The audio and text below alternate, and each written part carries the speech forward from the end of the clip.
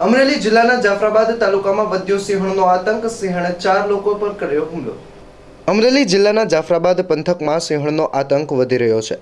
લુણસાપુર ગામમાં security guard પર patrolling દરમિયાન સિંહણ આવી ચડતા હુમલો કર્યો હતો.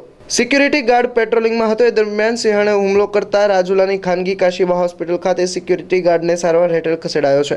ત્યારબાદ જાફરાબાદના મિતળિયા ગામે નજીક સિંહણે 3 વન વિભાગ કર્મચારીઓ પર પણ હુમલો કર્યો હતો. સિંહણે હુમલો કરતા 3 વન કર્મચારીઓ ઇજાગ્રસ્ત થયા હતા. વધુ સારવાર અર્થે રાજુલાની ખાનગી હોસ્પિટલ ખાતે 3 વન અધિકારીઓને ખસેડવામાં આવ્યા હતા. સિંહણે કુલ 4 લોકો પર હુમલો કર્યો છે, જેમાં એક સિન્ટેક્સ કંપની સિક્યુરિટી ગાર્ડ અને અન્ય 3 વન વિભાગના કર્મચારીઓ પર હુમલો કર્યો છે.